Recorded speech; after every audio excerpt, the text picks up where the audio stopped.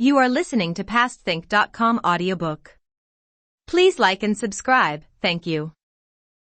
Chapter 86. Deng Zhi shows courage and convinces Sun Quan.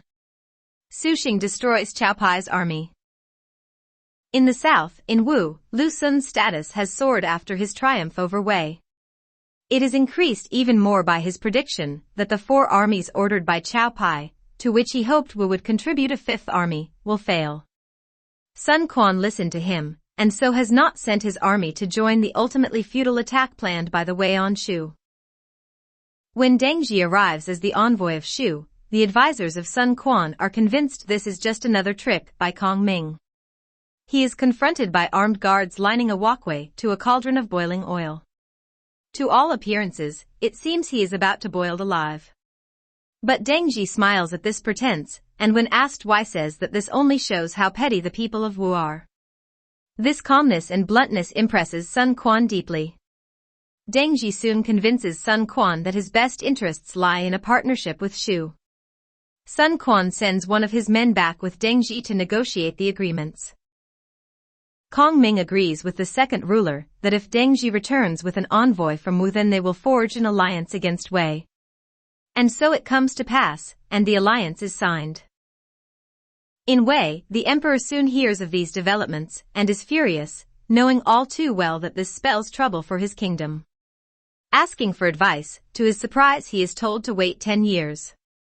During that time he should develop military agricultural colonies so the army will have enough food and resources of their own to fight such a battle.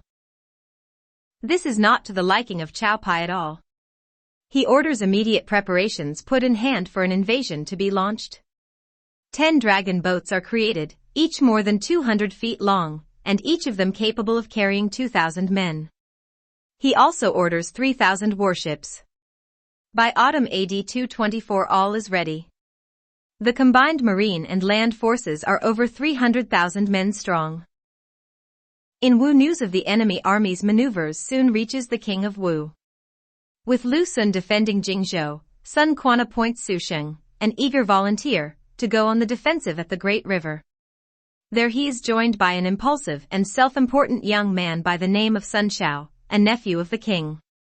He demands the right to cross the river and bring the war into the lines of the enemy troops, but Su Xing forbids him to do so.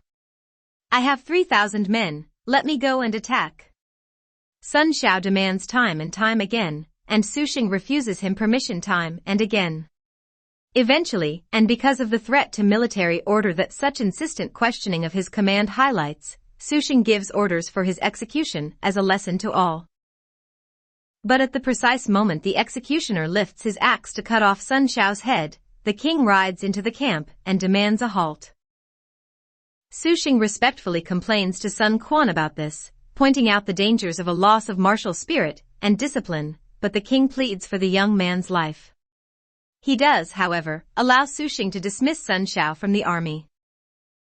Infuriated by this snub, Sun Shao takes his 3,000 men and crosses the river anyway. Hearing about this, Su Xing orders one of his commanders, Ding Feng, to also cross and to keep an eye on the impulsive young man. By now the dragon boat bearing the Wei Emperor Cao Pai has arrived at Guanzhong, where Cao Zhen is waiting for him. "How many enemy troops are there on the other side?" asks Cao Pai. "None at all, as far as we can see," replies Cao Zhen. "Then I'll go out and examine this for myself," says Cao Pai, and his state barge, the great dragon boat, sails out into the middle of the river. It is bedecked with the full regalia of his imperial aspirations, flags bearing the dragon and phoenix, the sun and moon, all fluttering in the breeze. "Why don't we cross?" asks Cao Pai. But Lu Yu warns him that precaution should come before rashness, and that it is best to wait and see. At night, with a heavy fog, no light shows on the south bank. Cao Pai is told that this shows that fear of his presence has sent the enemy scurrying away. But when the sun rises the next day, and the thick fog is at last dispelled, an astonishing sight greets them. For 100 miles or so an immense wall has sprung up, guarded by a vast army. In fact, this is all a fake, erected overnight at Su Xing's command, but the desired effect is achieved. The enemy are terrified by this sight.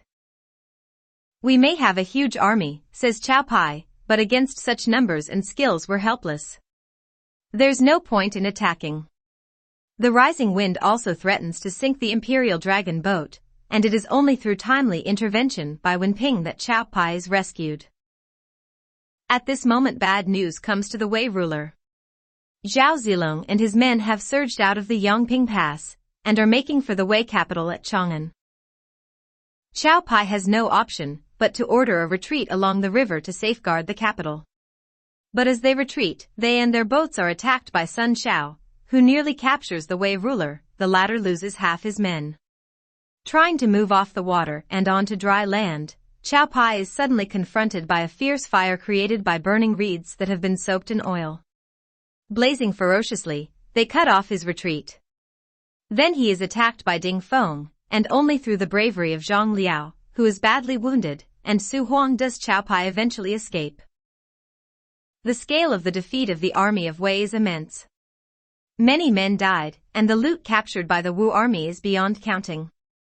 Zhang Liao dies of his wounds, and Chao Pai gives him a full military funeral. Over at the Yongping Pass, Zhao Zilong is suddenly recalled by Kong Ming from his planned attack on Chang'an.